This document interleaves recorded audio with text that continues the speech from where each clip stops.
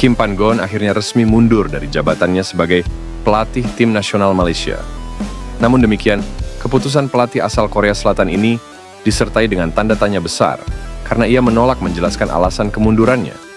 Dalam sesi konferensi pers di kantor pusat FIM di Kelana Jaya, Selangor, Malaysia, Kim Pan-gon mengatakan bahwa berbahaya jika ia menjelaskan alasan keputusannya mundur dari timnas Malaysia. Saya tidak bisa membuka detil lanjutan soal keputusan ini di sini. Sangat sensitif. Datuk Hamidin tahu semuanya, tetapi tak perlu dijelaskan lebih jauh.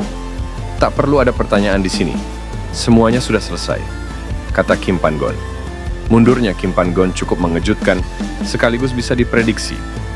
Isu bahwa pelatih berusia 55 tahun itu akan mundur telah bergulir sejak April silam.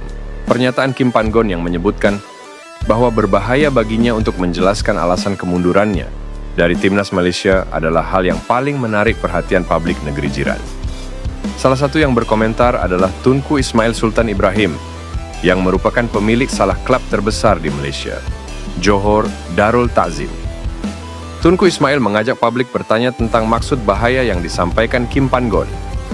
Kim Pan-gon memulai kinerjanya bersama timnas Malaysia sejak Januari 2022 menggantikan Tan Cheng Ho. Di tangannya, Malaysia lolos ke putaran ketiga kualifikasi Piala Dunia 2026 dan melaju ke putaran final Piala Asia 2023. Seperti yang kita tahu sampai saat ini, timnas Indonesia saat ini sedang benar-benar membutuhkan pemain penyerang.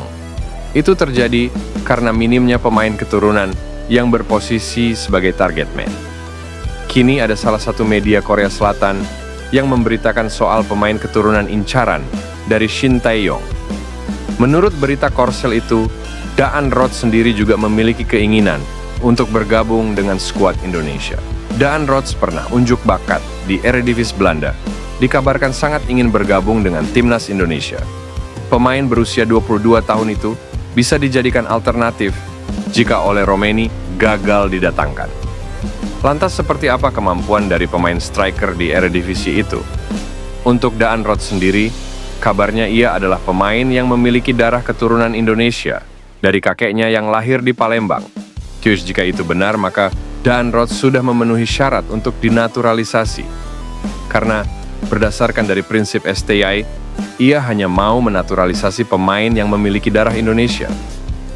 Untuk kualitas pemain yang satu ini jangan diragukan lagi. Musim lalu, Daan Roth adalah pemain yang selalu diandalkan oleh FC Twente. Tercatat pemain berusia 22 tahun itu memainkan 40 pertandingan di semua kompetisi. Dari jumlah itu, Daan Roth berhasil membukukan 9 gol dan 10 assist. Tentu sebuah statistik yang sangat baik bagi pemain muda sepertinya. Kelebihan lain dari Daan Roth adalah dirinya bisa bermain di 4 posisi. Posisi itu adalah penyerang, sayap kanan, dan sayap kiri. Hingga terakhir bisa bermain sebagai playmaker. Dengan kelebihan yang satu ini pasti membuat Shin Tae-yong senang. Karena dirinya memang sangat menyukai pemain yang bisa bermain di lebih dari satu posisi. Alasannya tentu saja agar STI bisa dengan mudah menerapkan strateginya di lapangan dengan lebih fleksibel. Striker keturunan Indonesia, Ole Romeni, membuktikan diri bahwa dirinya bisa menjadi solusi untuk lini serang skuad Garuda.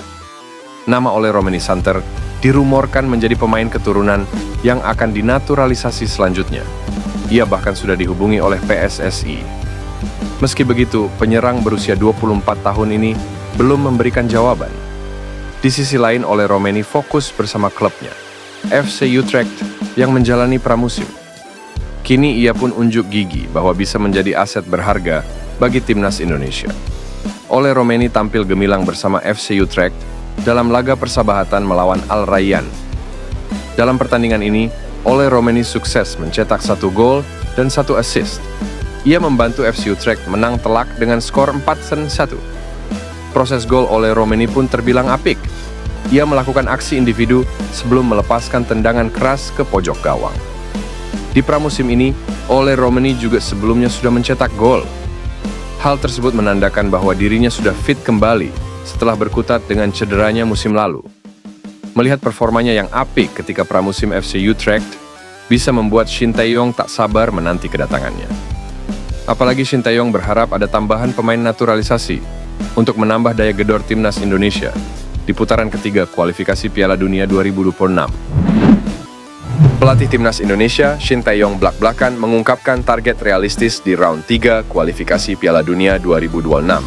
Timnas Indonesia tergabung di grup neraka pada babak ketiga kualifikasi Piala Dunia 2026. Pasalnya ada Jepang, Australia, dan Arab Saudi yang menjadi lawan. Melihat peta persaingan ini, Shin Tae-yong realistis tidak mengincar posisi pertama dan kedua di klasemen grup. Jepang dan Australia dianggap punya peluang besar untuk finish di posisi 2 teratas. Menurut saya tidak masalah karena kami tidak menargetkan posisi 1 atau 2 klasemen grup. Kami lebih baik melawan tim kuat, jadi situasi saling mengalahkan itu akan bagus. Jujur di grup kami Jepang dan Australia memiliki peluang tertinggi untuk lolos, ucap Shin Tae-yong. Lebih lanjut, juru taktik asal Korea Selatan ini mengatakan bahwa targetnya adalah finish di posisi 3 atau 4, sehingga timnas Indonesia bisa melanjutkan perjuangan di babak keempat kualifikasi Piala Dunia 2026. Target saya adalah mencapai posisi ketiga atau 4. Akan bagus jika mendapatkan 2 tiket. Tutup Shin Tae-yong. Menteri Pemuda dan Olahraga Dito Aryo Tejo memberikan kabar gembira tentang perkembangan kiper naturalisasi Indonesia, Maarten Paes. Maarten Paes sudah bisa main membela timnas Indonesia di ronde 3 kualifikasi Piala Dunia 2026 September 2024 mendatang. Hal itu berdasarkan obrolan Dito dengan Ketua Umum PSSI Erick Thohir. Kemarin Pak Erick sampaikan insya Allah September sudah bisa main, kata Dito. Dito pun yakin dengan laporan Erick Thohir itu. Dia meminta publik menunggu. Paes sendiri sudah resmi menjadi warga negara Indonesia. Kehadirannya diharapkan bisa menambah kekuatan timnas di posisi penjaga gawang, terutama dalam menghadapi lawan berat di grup C kualifikasi Piala Dunia 2026. Seperti Jepang, Australia, Arab Saudi, Bahrain, dan Cina. Paes, yang memiliki nenek asal Kediri, namun debutnya di timnas Indonesia masih terhalang kasus dikas. PSSI terus berupaya agar Paes bisa segera memperkuat timnas, terutama untuk putaran ketiga kualifikasi Piala Dunia 2026. Keikutsertaan Paes di MLS All-Star 2024 menjadi bukti kualitasnya dan membuka peluang baginya untuk dilirik klub-klub besar di Eropa. Akun Instagram Timnas Indonesia menyukai unggahan FC Utrecht yang menampilkan Ole Romeni.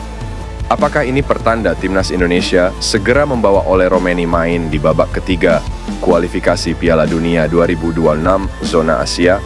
Timnas Indonesia akan tampil di babak ketiga kualifikasi Piala Dunia 2026 zona Asia pada September 2024 hingga Juni 2025. Timnas Indonesia tergabung di grup C bersama Jepang, Australia, Bahrain, Cina, dan Arab Saudi.